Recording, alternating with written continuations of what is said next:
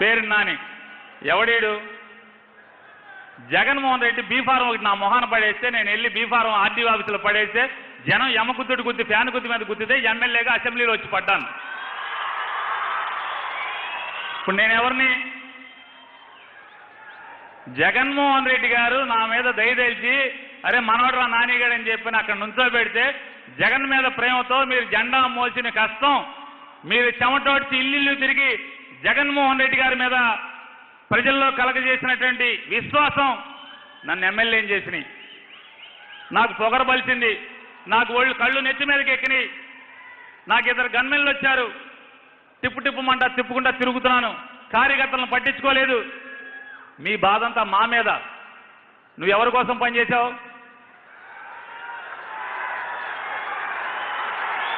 నా కోసం పనిచేశావా? నాలాంటి వాళ్ళు వస్తుంటారు పోతుంటారు, నాలాంటి వాళ్ళ గురించి నీకెందుకు రా బాబు? జగన్ కోసం పనిచేయండి.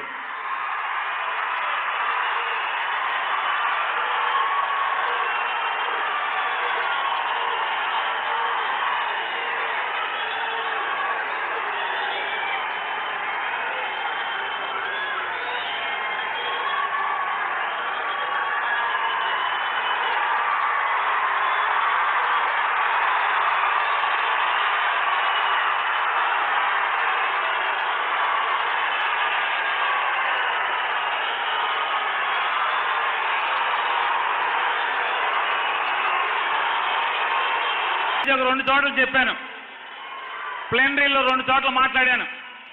ఏమని మాట్లాడానంటే, ఏప్రిల్ 7వ తారీఖు దాకా నేను మంత్రిగా ఉన్నాను, 11వ తారీఖు నుంచి లేను మంత్రిగా. కొత్త వాళ్ళు వచ్చేసారు కదా, అంటే దాని అర్థం ఏంటి? నేను మంత్రులు అనేవాళ్ళు పర్మనెంట్ కాదు, వస్తుంటారు పోతుంటారు, అవునా కాదా? జగన్మోహన్ రెడ్డి గారు ఎమ్మెల్యేలందరినీ కూడా కూర్చోబెట్టి 150 మంది ఎమ్మెల్యేలని కూడా కూర్చోబెట్టి 149 ఎమ్మెల్యేలు, అంటే గౌతమ్ రెడ్డి గారు తమ్ముడు ఆ రోజు గెలవలేదు, 149 ఎమ్మెల్యేల మందిని కూర్చోబెట్టి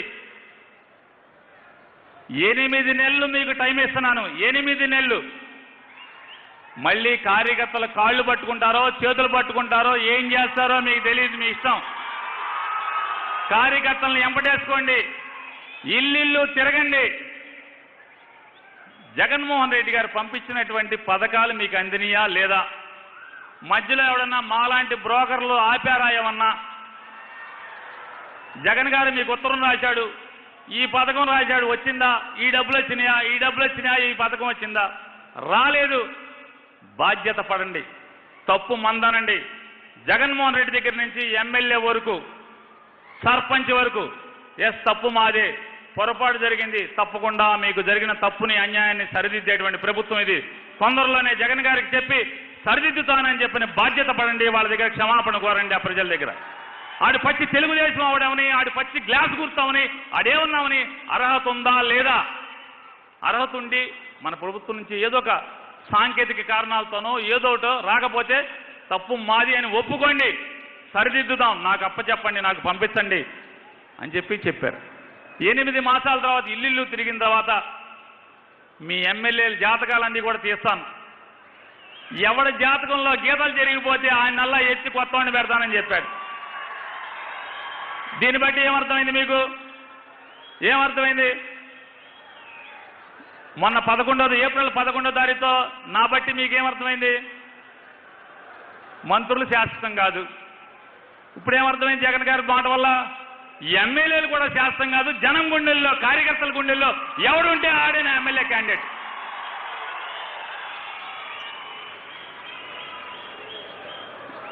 మంత్రులు శాస్త్రం కాదు, ఎమ్మెల్యేలు శాస్త్రం కాదు. ఎవరు శాస్త్రం?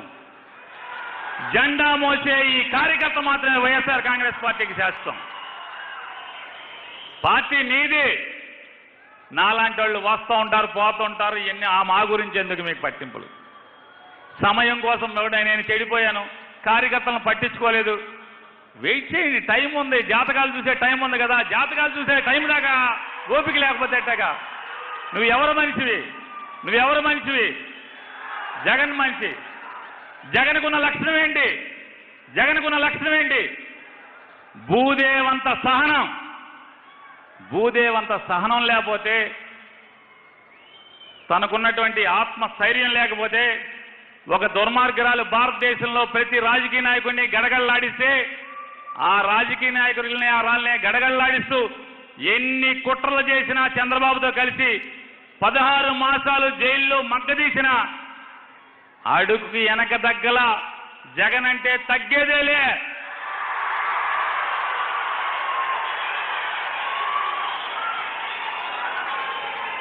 సోనియా గాంధీకి అట్లాంటి మహా ముద్దులకే దడనోడు ఈ చంద్రబాబుకి, ఆంధ్రజ్యోతి రాధాకృష్ణకి, రామోజీరావుకి, ఈ తొక్కలో బీఆర్ నాయుడు గారికి ఏంటి దడిచేది జగన్మోహన్ రెడ్డి దడిచేది.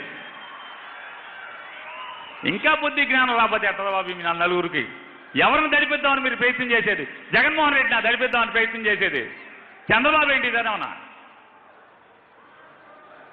ఇప్పటికైనా మీరు మీ కుట్రలు మానిపెట్టి ధర్మంగా నడిస్తే మీ ఇంట్లో భార్య పిల్లలు మీరు తప్పుడు రాతలు రాసి తీసుకెళ్లేటువంటి డబ్బులు ఇంట్లోకి తీసుకెళ్లి వాళ్ళు తినచ్చు, సోకులు చేసుకోవచ్చు, కారుల్లో ఊరేగచ్చు, కానీ సుఖశాంతులు ఉండవు మీ కుటుంబ సభ్యులకి అనేది మీ అందరికీ, మీ నలుగురికి చెప్తూ ఇవాళ మీ అందరికీ మరొకసారి చెప్తున్నాను, ఎమ్మెల్యేని మంత్రుల్ని ఎవరిని లెక్క చేయబాకండి, చూసుకోబాకండి. జగన్మోహన్ రెడ్డినే మీ గుండెల్లో పెట్టుకున్నారు, మళ్ళీ అదే పెట్టుకోండి.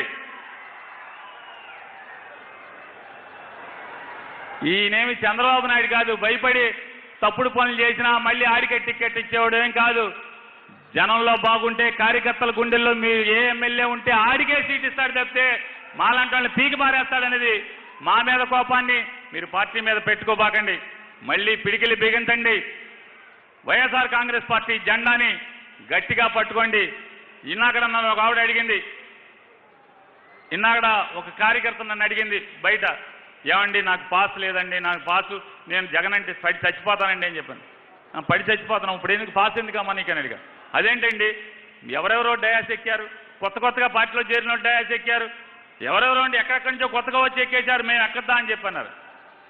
అమ్మ నేను మాతో పాటు సార్ అయిపోయింది సార్, జగన్ గారికి ఇచ్చేస్తారు, కొడాల నాని గారు జగన్ గారు వచ్చేస్తాను.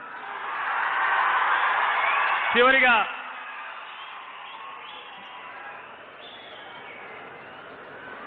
ఇప్పుడు వచ్చి నాకు చెప్పిన విజయసాయిరెడ్డి గారు, సుబ్బారెడ్డి గారు, సజ్జల రామకృష్ణారెడ్డి, పేరునో నా పేరు నానినో అప్పిరెడ్డో మీ ఎవరం కూడా శాశ్వతం కాదు తల్లి.